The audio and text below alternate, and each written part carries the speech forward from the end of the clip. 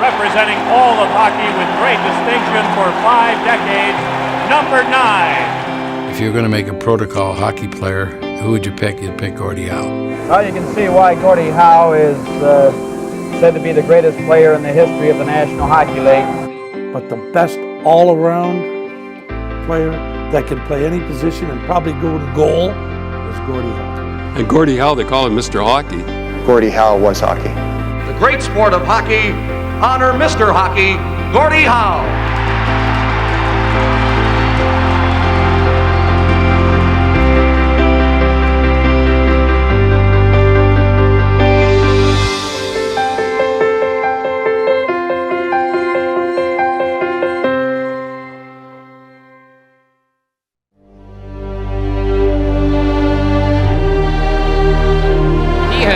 Many NHL All-Star Game records to his credit.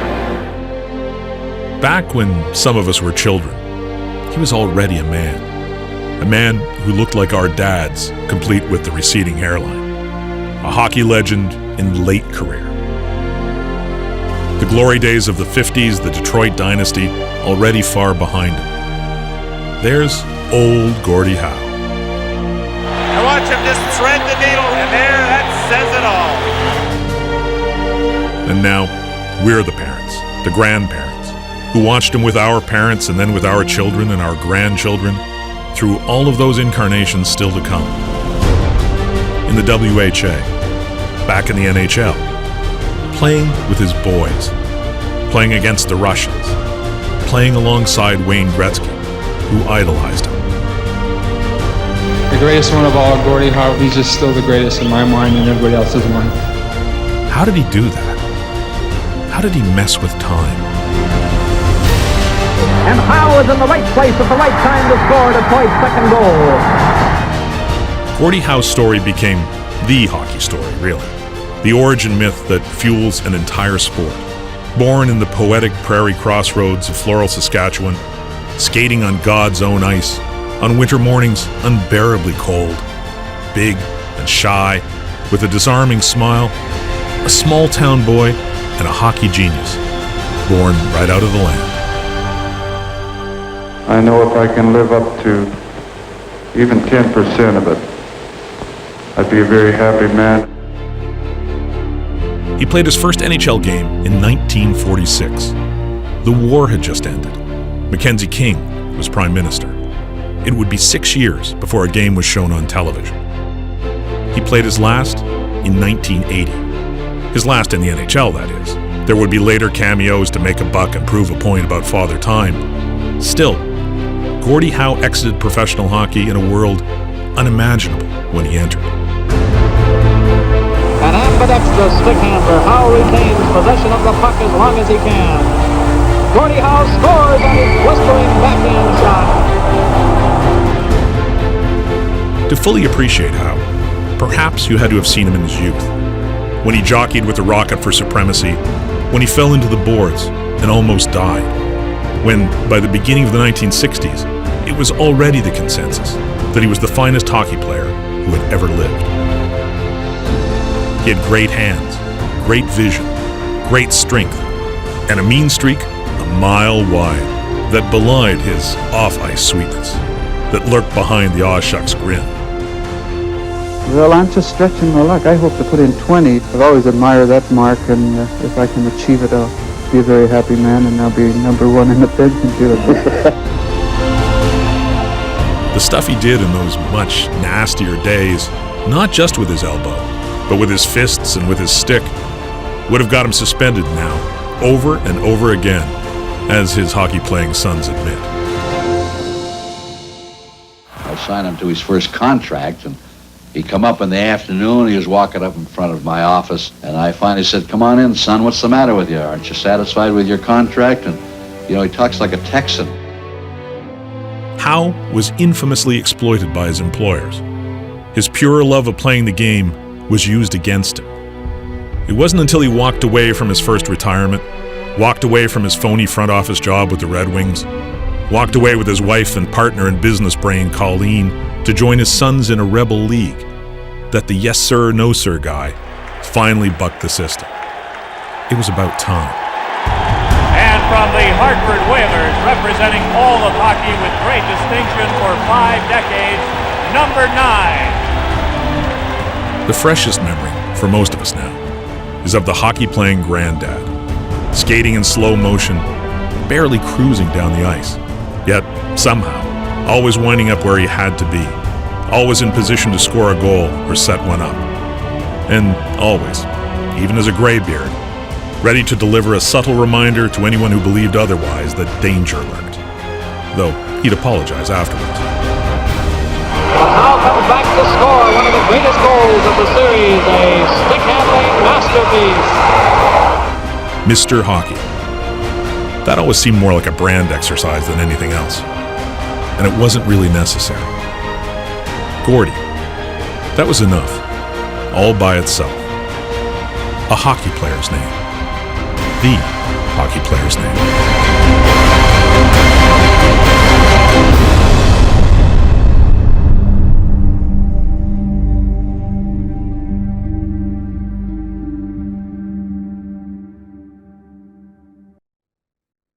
You know, I don't really have a definitive answer to why I picked Gordie Howe, other than he seemed to be the best player in the NHL at that time.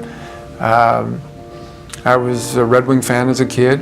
My first great Christmas present was a Gordie Howe jersey when I was 4 years old, Detroit Red Wings. And he became my guy, and whenever he was on TV, in those days there wasn't a lot of games on TV, but whenever Detroit was on, I got a chance to watch Gordie Howe. I sat there the whole time, and of course the rest is history in the sense that I got to meet him when I was 10 years old, and that just took it to another level. I remember the first couple pictures was just sort of Gordie and me standing beside Gordie, and somebody said, let's get a hockey stick in there. I think the reason they put it in there was just to show, you know, who's this kid beside him? You know, what is it, and what is he about? By having the hockey stick in there sort of legitimized that, okay, it's two hockey players, one a kid and the other Gordie Howe. And I think that's how the picture became what it did and became iconic. My favorite moment happened in the locker room. I was a 17-year-old kid, and I was playing in the All-Star game, and I was going to center Gordie and Mark Howe. And I remember sitting there before the game, and I was so nervous.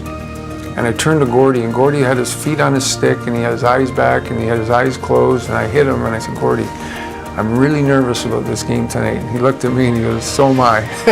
I remember thinking, you're almost sleeping. What do you mean you're nervous? And so I always remember that. It was such a great moment, and something I'll never forget. Thank heavens Rocket Richard had set a goal for somebody to break, and I said that's what records are made for, really, for somebody to come along and do better. I never set out to say, oh, yeah, I'm going to break Gordie Howe's records. That was never my intention. I got lucky and got to the right team and the right players and the right era. But as I was breaking some of the records, I really felt it was important for me to at least ask him to be around for it and to be there with it. And I wanted him to know how much respect I had for him as a person and as a player. But secondly, the game has changed so much from when he played to when I was breaking his records, and I wanted him to understand that, listen, I understand this is a different era, that I came around at the right time. And don't look at this as that I'm breaking your records, just look at this as the game has changed. And that's sort of the attitude we had with each other. I'd like to say in all honesty, I've been looking forward to this day. I've been spending the last 10 days with Wayne, and I thought I knew him before, but he's just grown an inch taller than what he was in my mind. A super young man, a great hockey player who shares in everything he does, and it's really nice for me to be sharing those honors with Wayne last week. Congratulations, bro. As Gordie pointed out, I've been really excited the last week. Life is not a whole lot of fun without family. My family's been great to me. Of course, the greatest one of all, Gordie Howe. He's just still the greatest in my mind and everybody else's mind. Thank you all very much. I still have that great deal of respect for him as a person and as a player. We became better friends, and I got a chance to play against him. I got a chance to play with him in an All-Star game. I got a chance to play against him in a great All-Star game in Detroit and see him being honored the way he should be. And there was always a respect level that I had for him. He was always there whenever I needed some advice or wanted to talk with him. He never was critical ever of the game itself or any players, and I just always learned a great deal from him. And as much as you can admire him while watching him, you really don't know how much talent that kid's got until you play with him. If he thinks that he wants to be like Gordie Howe, God, I'd love to have some of those moves. The biggest lesson I learned from him was that each and every game is important, in the sense that he understood that every night somebody was going to come and pay to watch Gordie Howe play, and that he had to play as good as he could play every game. That might be the one and only time somebody got to watch him. And I think he always told me that you know, somebody's going to drive in and watch you play that's never seen you and maybe never will get that chance again. And I always took that advice. Not only is it a wonderful living for us, we owe those fans a lot, and we should give our all while we're out there.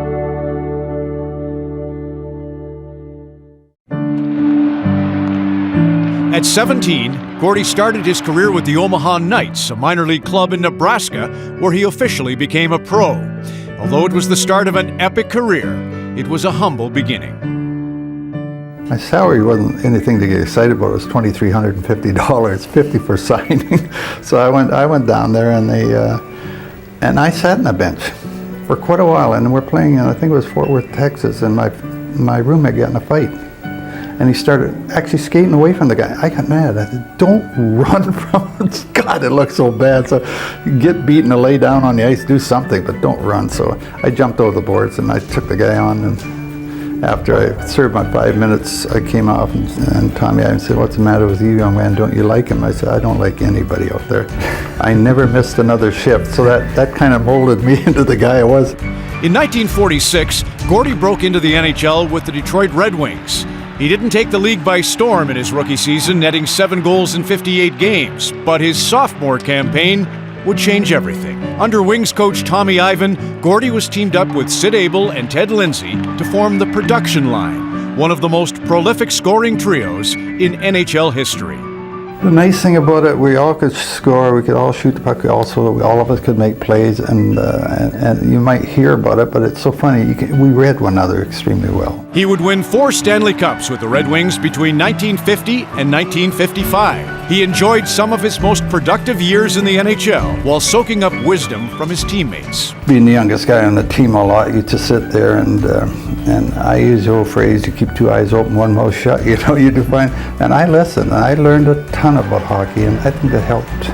During his career, Howe set NHL records in virtually every category. Most goals, most assists, most points, most Hart trophies as league MVP with 6. But beyond his skill and toughness, it was Gordie's longevity that made him a legend. He had 1 season with more than 100 points in 68-69, but his consistency was astounding. Gordie recorded 22 NHL seasons with 20 or more goals, a feat still not matched to this day. Gordie initially retired in 1971, but it didn't take. 2 years later, he was back in the WHA. And when the WHA merged with the NHL in 1979, Gordie was back in the NHL at the age of 51. Now over the line to his father, son to father, backhand shot, they score! They were a little concerned about it's the NHL, you might get hurt. It can't get any tougher. The respect will be there. It's going to be easier for me. So I started the season, I started very well. I had 10 goals immediately. In total, Howe played 26 seasons in the NHL. He is still the oldest player to play in an NHL game. He holds the NHL record for most games played with 1,767. He retired with 801 goals and 1,850 points, despite an NHL career that spanned 5 decades. Or perhaps because of it, Gordie never lost his passion for the game he loved. That's the way I felt. I've always felt that way, that the people have shown their love for me, and the only way you can repay it is to go and give 100%. There's no game I ever come off the ice with the total knowledge that's the best I had.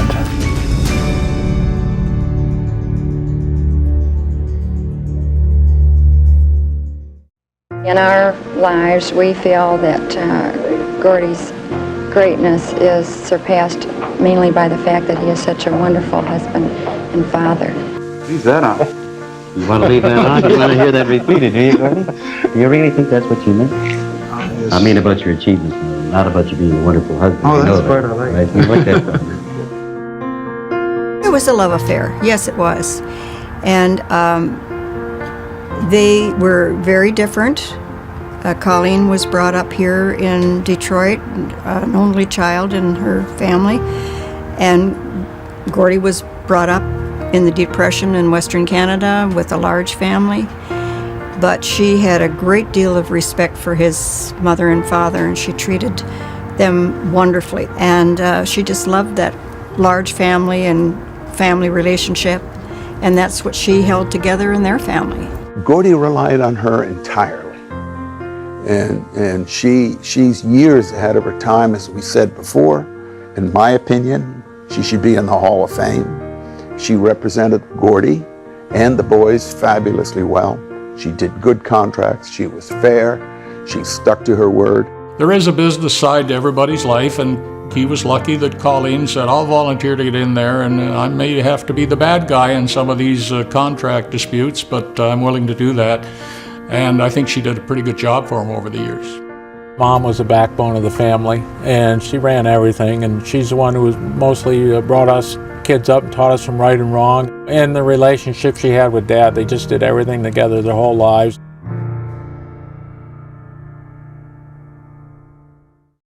The world of sport has never seen the likes of a Gordie Howe. Gordie Howe for me has been bigger than life. You know, what can I say? Mr. Hockey, and he deserves it. Size, strength, ability, coordination, everything about him was the perfect hockey player at that time.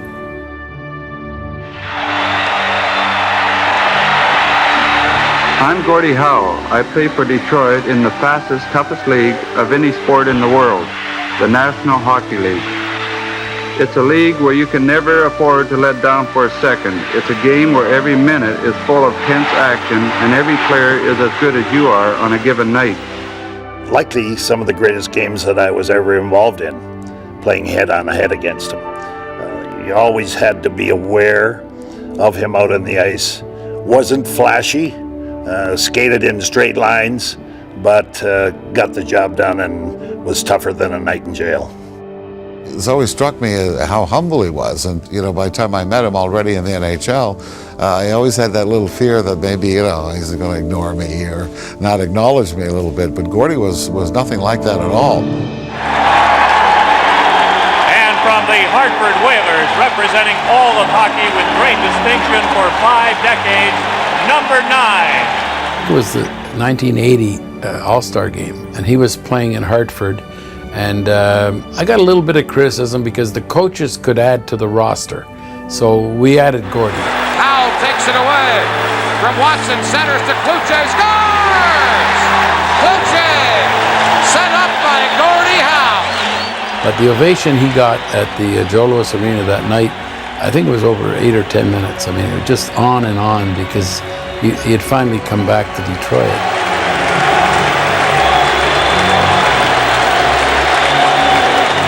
That would be one of the best memories I ever had. When I played in Sweden, I wore number 9, and when I came over there, I asked for number 9 because I didn't know I didn't know anything better. But one of the trainers took me out and pointed up in the rafters at the Joe and said, number 9 is hanging up there, so that's not going to happen. And I told Gordie that story years later, and he said, well, if you would have asked, I would have given that number. So he's always fun to be around. I'll never forget shaking Gordie Howe's hand and just feeling his hand just envelope mine. Big hands, very strong, very strong, and you could only imagine how strong he was on the ice when he played, and I know he was a complete player and what a superman. It's just incredible for all of us to get a chance to sit down and talk with him.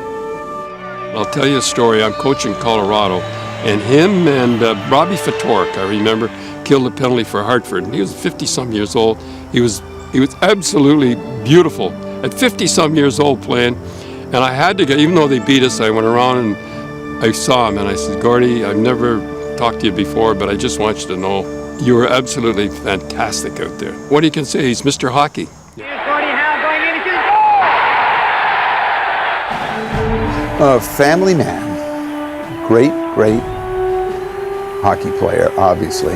Part of his professional life he liked the most was playing with the boys and being a family and playing as a family. They were playing, I think it was in Quebec City, and they always called him Gordie. Mark and Marty always called him Gordie. And they were on the ice, and apparently, and I don't know which one it was Mark or Marty, was in the open, and he yelled for a pass, and he yelled, "Dad!"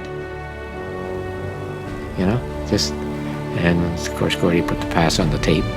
I don't mind at any time when a youngster come up and asks for an autograph, but when you're walking through to a restaurant and somebody stops you and asks you when you're standing up full view of everybody, that embarrasses me. And if maybe some people think you're a little snobbish, but I don't actually go for the hero stuff on my behalf, because this is a job in my mind. I'm going to do the very best I can. The way he played, I mean, you know, he played the game.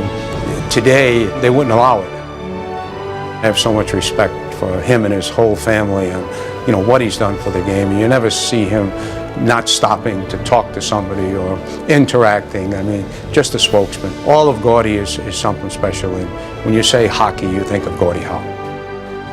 We had lost the game in Detroit one night, and he came down after the room, and he comes in my office and he says, "Coach, they scored a goal. One of your guys was laughing on the bench." I said, "Oh," I said, "You want to?" No, don't worry about that. I already got that looked after."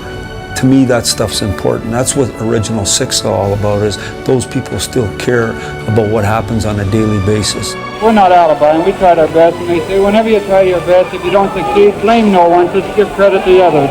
When you think of Gordie Howe, you think of Mr. Hockey.